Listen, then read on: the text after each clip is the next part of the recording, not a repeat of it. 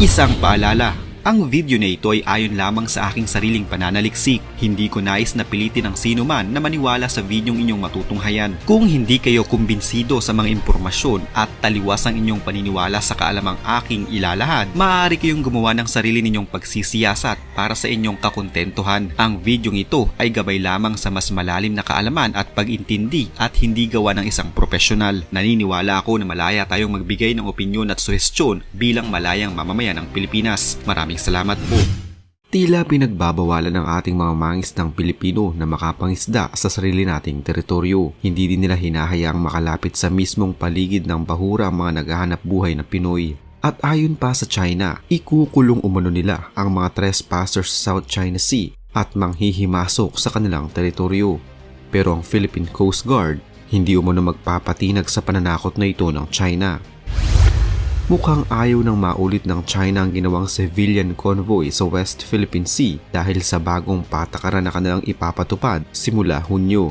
Ang pahayag na ito ay galing mismo sa inilabas na artikulo sa South China Morning Post. Aarestuhin umano ng China Coast Guard ang sino mang dayuhan na manghihimasok sa kanilang teritoryo sa South China Sea at hindi ito idadaan sa anumang paglilitis at kaya umano nilang ikulong ang mga trespassers ng hanggang 60 araw. At ang bagong patakaran na ito ay kumpirmado din ng Chinese Embassy natin sa Maynila. Kung matatandaan, matagal nang pinawalang bisa ng 2016 arbitral ruling ang 9-dash line na mapa ng China na halos sakupin ang buong South China Sea, maging ang Exclusive Economic Zone o EEZ ng Pilipinas kung nasaan ang Scarborough Shoal. Ang 2016 arbitral award ay nagpapawalang bisa sa 9-dash line din ng DFA sa isang pahayag noong Agosto 31.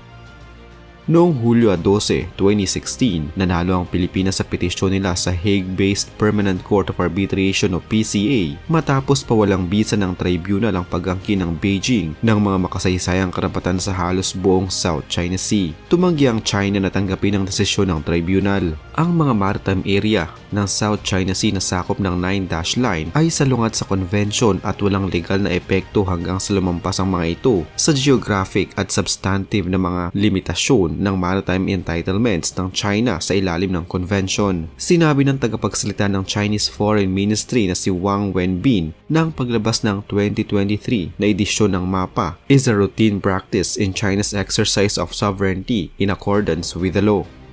Para sa ating Philippine Coast Guard, illegal ang bagong patakaran ng China. Narito ang naging pahayag ni spokesperson for the West Philippine Sea, Commodore J. Tariela. They claim full sovereignty over our own exclusive economic zone.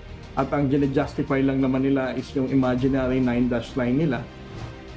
Ayon pa sa PCG, nananakot lamang umano ang China dahil malabong manghuli ng mga dayuhan ng China Coast Guard dahil siguradong makakalaban nila ang international community. Kasama na dito ang ibang mga bansang mayroon ding kanya-kanyang inaangking teritoryo sa South China Sea. Not just the Philippines that will be affected on this kind of domestic law na ginawa nila. What about the Vietnamese, the Malaysian, the Indonesian? No? Ayon din sa Coast Guard, Pilipinas ang pinupuntirya ng bagong domestic law ng China para takutin ang mga sibilyang Pilipino at pigilan silang sumali sa mga civilian convoy sa West Philippine Sea at para hindi na ito maulit pang muli. Kinalma ng Philippine Navy ang pangamba ng mga mangingisda kaugnay sa banta ng China na aarestuhin ng mga trespassers na makikitang mangingisda na walang pahintulot sa kanilang inaangkin na teritoryo sa West Philippine Sea. Hunyo 15 umano magsisimula ang banta ng China na pag-aresto sa mga trespassers sa kanilang teritoryo kung saan binigyan ng kapangyarihan ng China Coast Guard na ikulong ang mga dayuhang papasok na walang pahintulot sa WPS.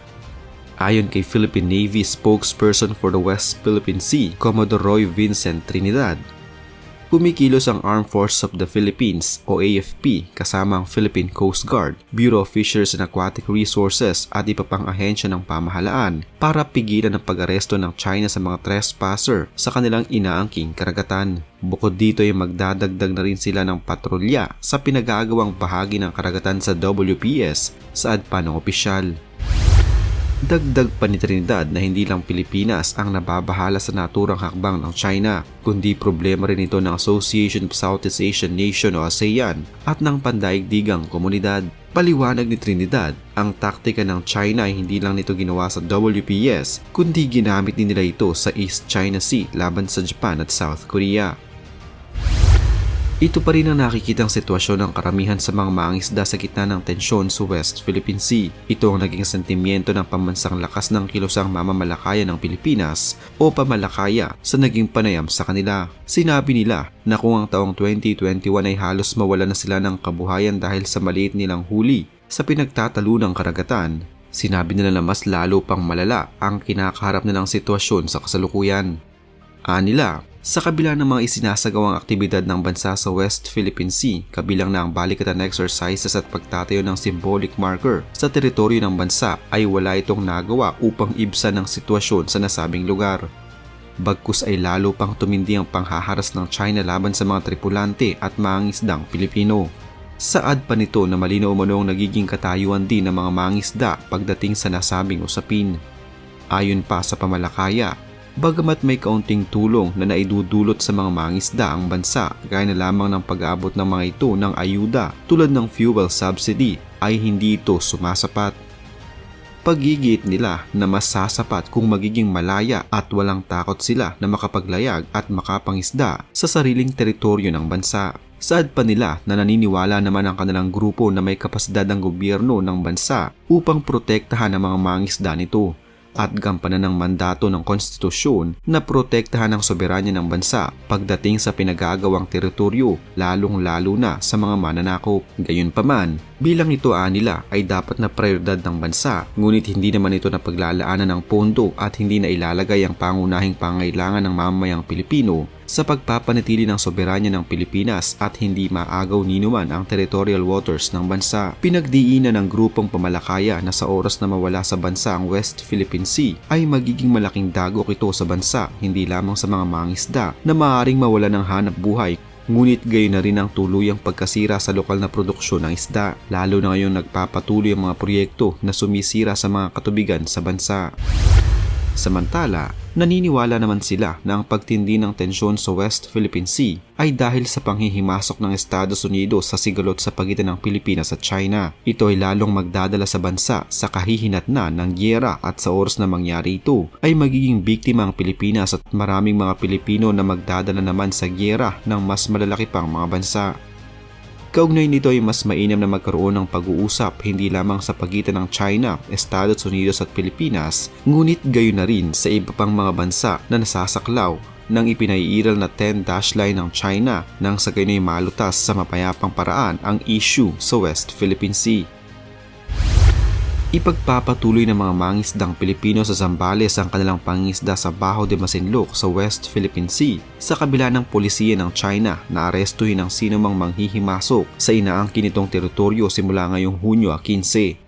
Hindi sila magpapatinag sa pagbabanta ng China at patuloy pa rin silang mangingisda sa ating teritoryo na pilit nilang inaangkin. Ayon kay Chief of Staff General Romeo Bronner Jr., walang dapat ikatakot ang ating mga kababayang mangingisda sa West Philippine Sea dahil nasa kanilang likod ang sandatahang lakas at iba pang mga sangay ng pamahalaan para sila ay proteksyonan.